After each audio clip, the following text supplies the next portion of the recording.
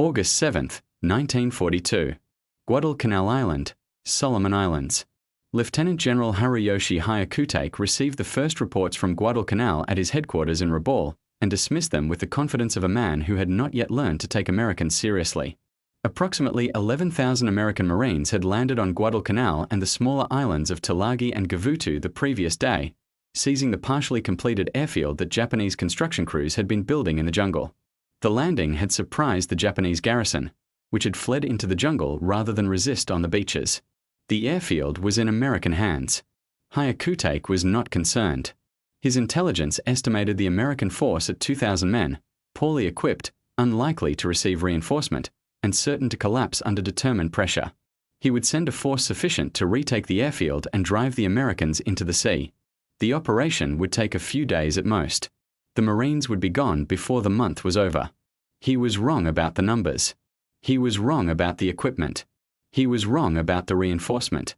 And he was catastrophically wrong about what would happen when Japanese soldiers attacked United States Marines who had been told to hold a position.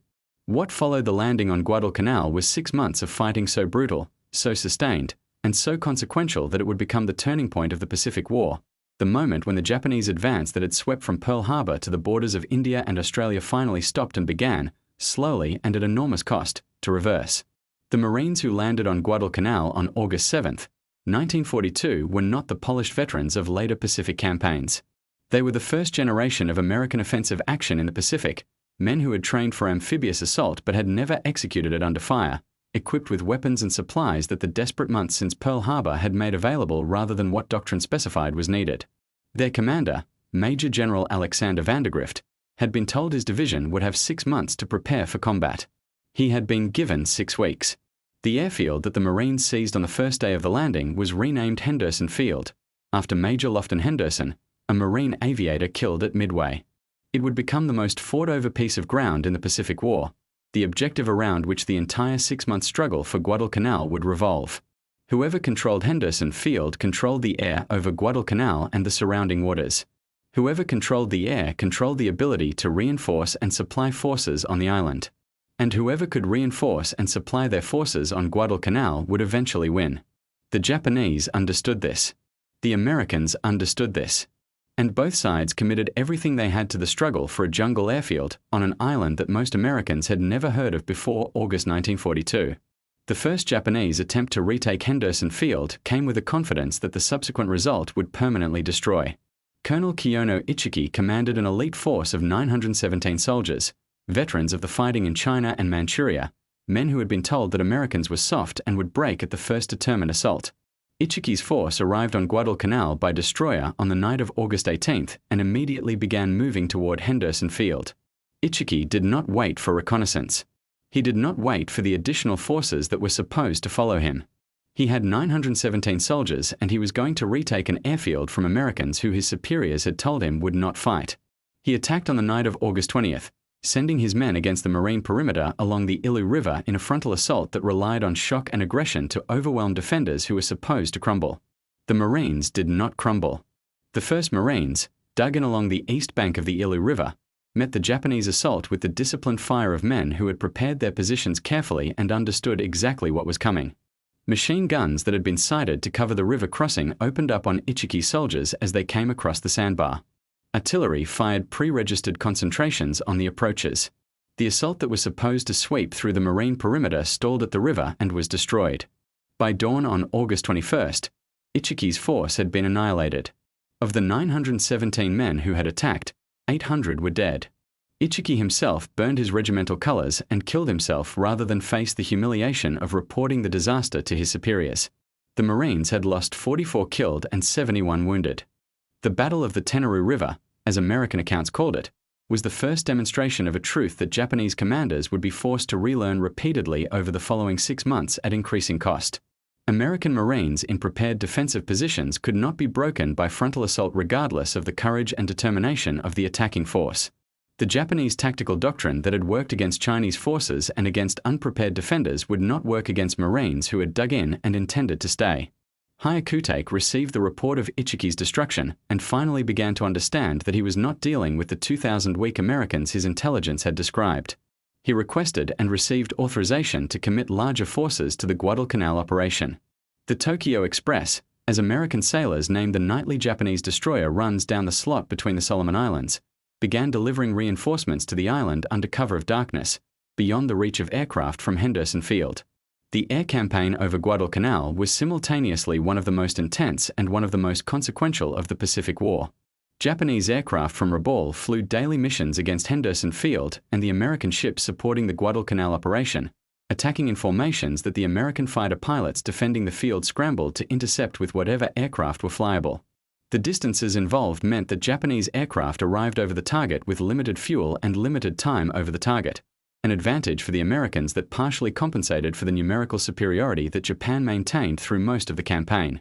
The pilots who flew from Henderson Field in those months operated under conditions that would have grounded most air forces.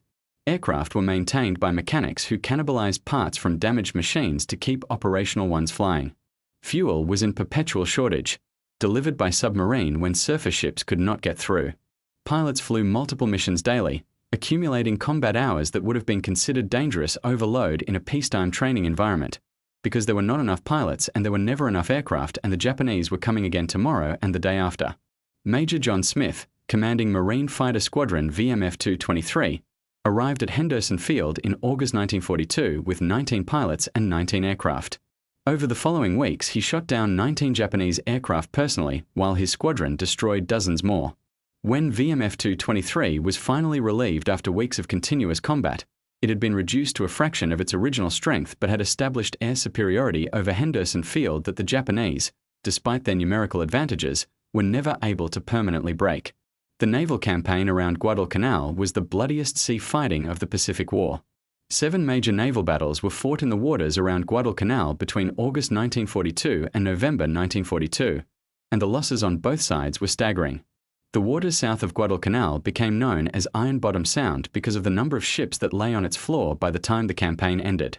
American and Japanese destroyers, cruisers, and battleships fought night actions in those waters with an intensity that neither side had expected and both sides sustained at enormous cost. The Battle of Savo Island on the night of August 8th and 9th was a disaster for the American Navy that should have ended the Guadalcanal operation before it began. A Japanese cruiser force under Vice Admiral Gunichi Mikawa surprised the Allied naval forces screening the Guadalcanal landing and sank 4 cruisers in less than an hour, the worst defeat in the history of the United States Navy in a fair fight. The transports that were still unloading supplies for the Marines withdrew with their cargoes incomplete, leaving Vandegrift's division on the island with approximately half the supplies they needed and no naval protection. Vandegrift looked at his situation after Savo Island and did what Marines do when the situation is as bad as it can be.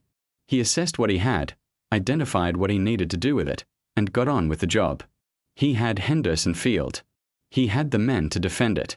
He had enough supplies to last a few weeks if carefully rationed. He would defend the field and trust that the United States Navy and the United States government would eventually provide what he needed.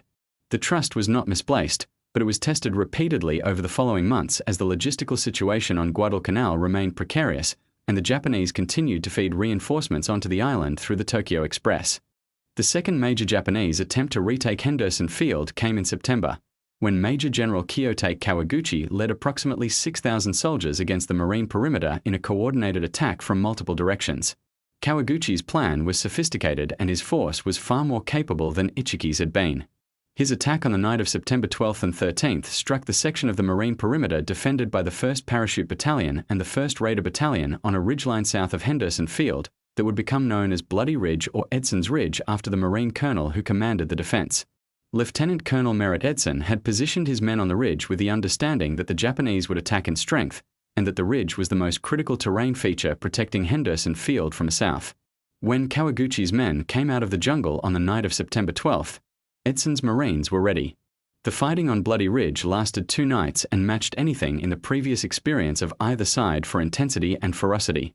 Japanese attacks came in waves, each one pressing against the marine perimeter with the determination of men who understood that the mission required taking the ridge or dying. Edson moved along his lines in the darkness, repositioning units, filling gaps created by casualties, directing fire with the authority of a commander whose men could hear him and drew confidence from his presence. At the most critical moment of the second night, When Japanese pressure had pushed the marine perimeter back to within a few hundred yards of Henderson Field itself, and it appeared that the field might actually fall, Edson gathered the remnants of his battalion and told them what needed to be said. "This is it," he told them. "There is no better place to die." His men held.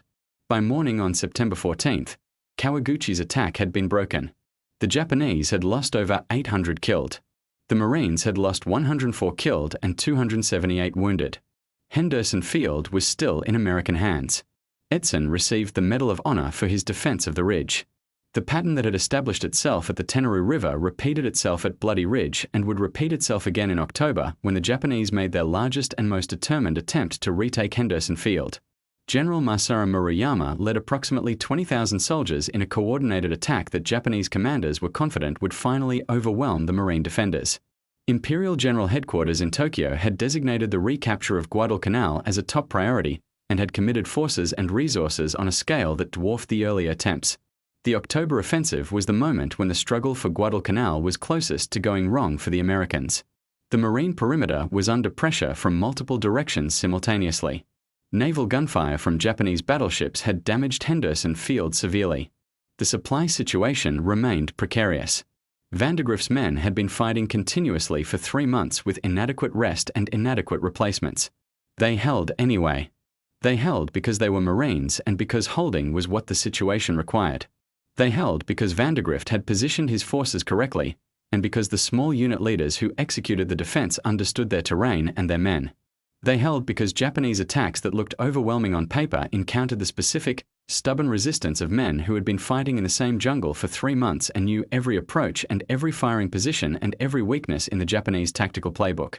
By late October, it was clear to both sides that the Japanese were not going to retake Henderson Field through ground assault. The American defensive position had proven resilient enough to absorb everything that had been thrown at it. The question was whether Japan could maintain the supply effort necessary to support a continued ground campaign, and that question was answered in November 1942 by the most consequential naval battles of the Guadalcanal campaign. The Naval Battle of Guadalcanal, fought over 3 days from November 12th to November 15th, was the crisis that determined the outcome of the entire campaign. Japan had assembled a powerful force to escort a convoy of troop transports carrying 13,000 reinforcements to Guadalcanal, reinforcements that would have given Japan the ground strength to resume offensive operations. The American Navy, understanding what those transports represented, threw everything available against them regardless of the disparity in forces. Rear Admiral Daniel Callahan led a force of cruisers and destroyers against a Japanese battleship force on the night of November 12th, in a close-range night action of extraordinary violence. Callahan was killed. His flagship was sunk. The American force took devastating losses. But the Japanese battleship force was disrupted and the troop transports were delayed. Rear Admiral Norman Scott was also killed in the same engagement. 2 admirals dead in a single night, in a battle that the American force had no realistic expectation of winning against the forces it faced. They had attacked anyway, because the transports had to be stopped and they were the force available to stop them. Over the following 2 days, American aircraft from Henderson Field and carrier aircraft attacked the Japanese transports repeatedly. Of the 11 transports carrying the 13,000 reinforcements, only 4 reached Guadalcanal, and those 4 were beached and destroyed by air attack before they could fully unload. The reinforcement that was supposed to give Japan the strength to resume the offensive arrived as a fraction of its intended size and without most of its equipment and supplies. The naval battles of November 1942 decided Guadalcanal. Japan could not maintain the supply effort necessary to support a large ground force on the island in the face of American air power operating from Henderson Field. The troops already on the island were increasingly suffering from malnutrition, disease, and the cumulative effects of months of combat without adequate resupply. The decision to withdraw, made by Imperial General Headquarters in December 1942 and executed in February 1943, was the acknowledgement of a defeat that had been determined in November. The evacuation of Japanese forces from Guadalcanal was itself a remarkable operation, conducted with the same discipline and skill that had characterized Japanese military operations throughout the campaign. On 3 nights in early February 1943, Japanese destroyers evacuated approximately 10,000 surviving soldiers from Guadalcanal, leaving behind the bodies of approximately 25,000 who had died of combat wounds, disease, and starvation in 6 months of fighting. The Americans who watched the last Japanese forces leave Guadalcanal in February 1943 had been fighting continuously for 6 months. They had fought in jungles so dense that visibility was measured in feet rather than yards. They had fought in heat and humidity that combined with tropical diseases to make the environment itself an adversary as dangerous as the enemy. They had fought with chronic supply shortages, with aircraft held together by the ingenuity of mechanics who had no spare parts, with food and ammunition that arrived irregularly and in quantities that were never quite enough. They had held Henderson Field. They had broken every Japanese assault. They had beaten the Tokyo Express in the waters of Iron Bottom Sound at a cost that was painful but not decisive. And they had done all of this as the first American offensive operation of the Pacific War, as the force that proved what every subsequent Pacific campaign would confirm, that American soldiers and Marines, properly led and properly supplied, would defeat Japanese forces in any engagement at any scale. The casualty figures from Guadalcanal reflected the cost of the campaign and its outcome simultaneously. American ground forces lost approximately 1,600 killed in action. Japanese ground forces lost approximately 25,000, the vast majority to combat, disease, and starvation. American naval losses were severe. 29 ships sunk and over 5,000 sailors killed in the series of naval battles that accompanied the campaign. Japanese naval losses were comparable in ships and exceeded in aircraft and the irreplaceable experienced aviators who flew them. The strategic significance of Guadalcanal went beyond the numbers. It was the first offensive operation that the United States had successfully executed in the Pacific War. It demonstrated that Japanese forces, which had seemed nearly unstoppable through the first 6 months of the war, could be defeated in sustained ground combat by American Marines and soldiers who had the determination to hold their ground and the logistical support to sustain that determination over months of continuous fighting. It was also the operation that revealed the limits of Japanese strategic thinking. The commitment of resources to recapture Guadalcanal had consumed forces and materials that Japan needed elsewhere. The aircraft and experienced pilots lost over Guadalcanal had accelerated the degradation of Japanese naval aviation that would culminate in the Great Marianas Turkey Shoot 2 years later. The destroyers of the Tokyo Express had been diverted from other missions to supply an island campaign that Japan ultimately could not win. General Vandegrift, who commanded the Marine forces through the most critical months of the campaign before being relieved in December 1942, wrote about Guadalcanal in terms that captured what the operation had cost and what it had proven. "We had no right to win at Guadalcanal," Vandegrift wrote. "We were outnumbered, undersupplied, unsupported at critical moments, and fighting in conditions that no training program had adequately prepared us for. We won because our Marines refused to lose. That is the only explanation that satisfies me, and I was there." He was right. The Marines who held Henderson Field through the long nights of Japanese assault, who flew from a runway that was bombed daily and maintained by mechanics who slept 3 hours a night, who fought in a jungle that killed men with disease as efficiently as the enemy killed them with bullets, those men had no material reason to win. They won because they were there, and because being there meant holding, and because holding was what they did. The Pacific War had found its turning point in the jungle of an island that none of them had heard of before August 1942. It had found it in the particular, stubborn, furious American refusal to give back what had been taken, even when giving it back would have been the rational thing to do. Henderson Field never fell. It was always going to be that way. The Japanese just did not know it yet when they sent Ichiki's 917 men down the beach in the darkness of August 20th, 1942, certain that Americans would run. Americans did not run at Guadalcanal. They never did.